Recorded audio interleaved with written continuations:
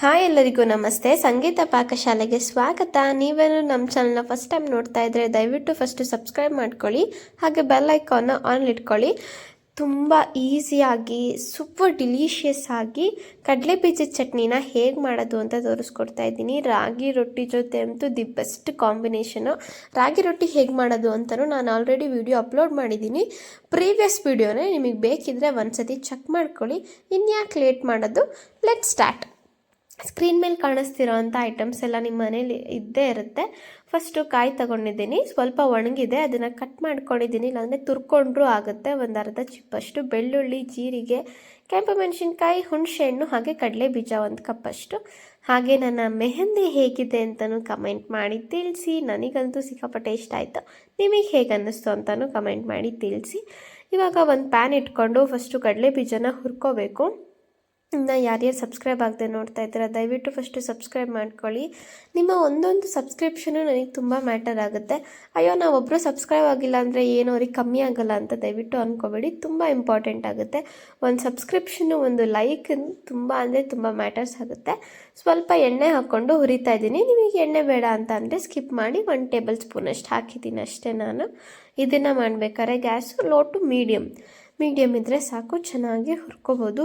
ಸಖತ್ತಾಗಿರುತ್ತೆ guys chutney ಮಾತ್ರ. ಅನ್ನಕ್ಕೆ, ಮುದ್ದೆ, ಚಪಾತಿ, ರೊಟ್ಟಿ, ದೋಸೆ, ಇಡ್ಲಿ ಯಾವುದ್ರ ಜೊತೆ ಬೇಕಾದ್ರೂ ತಿನ್ಬೋದು. ಎಲ್ಲದ್ರ ಜೊತೆನೂ ತುಂಬ ಚೆನ್ನಾಗಿರುತ್ತೆ ಕಾಂಬಿನೇಷನ್ನು. ಹಾಗೆ ಚಟ್ನಿ ಮಾಡೋಕ್ಕೆ ಜಾಸ್ತಿ ಟೈಮ್ ಬೇಡ, ಪಟ ಅಂತ ಒಂದು 3 ಮತ್ತೊಂದು ಸಾಮಾನು ಇದ್ದರೆ ಸಾಕು, ಆರಾಮಾಗಿ ಮಾಡಾಕ್ಬಿಡ್ಬೋದು. 1-2 ನಿಮಿಷ ಕಡಲೆ ಬೀಜನ ಚೆನ್ನಾಗಿ ಹುರ್ಕೊಂಡು ಅದನ್ನು ನಾವು ಸೈಡಿಗೆ ಇಟ್ಕೋಬೇಕಾಗತ್ತೆ. ನೀವೇನಾದ್ರು ಫಸ್ಟ್ ಟೈಮ್ ನೋಡ್ತಿದ್ರೆ ಸಬ್ಸ್ಕ್ರೈಬ್ ಆಗೋದು ಮಾತ್ರ ಮರಿಬೇಡಿ. ಕಡಲೆ ಬೀಜ ಲೈಟಾಗಿ ಬ್ರೌನಿಷ್ ಆದಮೇಲೆ, ಅಂದರೆ ಕಾಣುತ್ತೆ ಅಲ್ಲ ಮೇಲಕ್ಕೇನೆ ಯಾವ ಥರ ಹುರಿದಿದೆ ಅಂತ, ನೀವು ಸ್ಕ್ರೀನಲ್ಲಿ ನೋಡ್ಬೋದು. ಸ್ವಲ್ಪ ಬ್ರೌನ್ ಆಗಿದೆ, ಅಷ್ಟಾಗಿದ್ರೆ ಸಾಕು. ಇವಾಗ ರೆಡ್ ಚಿಲ್ಲಿನ ಹಾಕ್ಕೊಂಡು ಫ್ರೈ ಮಾಡ್ತಾ ಇದ್ದೀನಿ. ಖಾರ ಇರೋ ಅಂಥ ರೆಡ್ ಚಿಲ್ಲಿಗಳಿವು, ಅದಕ್ಕೆ ಸ್ವಲ್ಪ ಹಾಕಿದ್ದೀನಿ. ಇವಾಗ ತೆಂಗಿನಕಾಯಿ ಕಟ್ ಮಾಡ್ಕೊಂಡಿರೋದು, ಬೆಳ್ಳುಳ್ಳಿ, ಹುಣಸೆಹಣ್ಣು, ಜೀರಿಗೆ ಎಲ್ಲನೂ ಹಾಕೋತಾ ಇದ್ದೀನಿ. ನಾವಿಲ್ಲಿ ಫಸ್ಟೇ ಕಡಲೆ ಬೀಜನ ಹಾಕಬಾರ್ದು, ಫಸ್ಟು ಈ ಐಟಮ್ಸ್ನ ಹಾಕಿ ರುಬ್ಕೋಬೇಕು.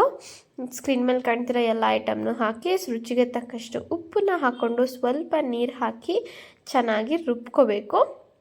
ನೋಡಿ ಚೆನ್ನಾಗಿ ರುಬ್ತಾ ಇದ್ದೀನಿ. ತರಿಯಾಗಿ ಏನು ಬೇಡ, ಪೂರ್ತಿ ನುಣ್ಣಗೆ ರುಬ್ಕೊಂಡ್ರೇ ಸಾಕು. ಕಡಲೆ ಬೀಜನ ಫಸ್ಟೇ ಹಾಕಬಾರ್ದು, ಲಾಸ್ಟಿಗೆ ಹಾಕ್ಕೊಂಡ್ರೆ ಆಗುತ್ತೆ. ಚೆನ್ನಾಗಿ ರುಬ್ಕೊಂಡ್ಮೇಲೆ, ಅಂದರೆ ತೆಂಗಿನಕಾಯಿ ಎಲ್ಲ ಚೆನ್ನಾಗಿ ಗ್ರೈಂಡ್ ಆದಮೇಲೆ ನಾವು ಅದಕ್ಕೆ ಕಡಲೆ ಬೀಜನ ಆ್ಯಡ್ ಮಾಡ್ತಾಯಿದ್ದೀನಿ. ನೋಡಿ ತುಂಬ ಟೇಸ್ಟಿಯಾಗಿರುತ್ತೆ ಗೈಸ್. ನೀವು ಒಂದ್ಸತಿ ಟ್ರೈ ಮಾಡಲೇಬೇಕು. ಟ್ರೈ ಮಾಡಿ ಹೇಗೆ ಬಂದಿತ್ತು ಅಂತಲೂ ಕಮೆಂಟ್ ಮಾಡಿ ತಿಳಿಸಿ. ಮತ್ತೆ ಇನ್ನೊಂದು ಸ್ವಲ್ಪ ನೀರು ಹಾಕ್ಕೊಂಡು ಗ್ರೈಂಡ್ ಮಾಡ್ತಾ ಇದ್ದೀನಿ.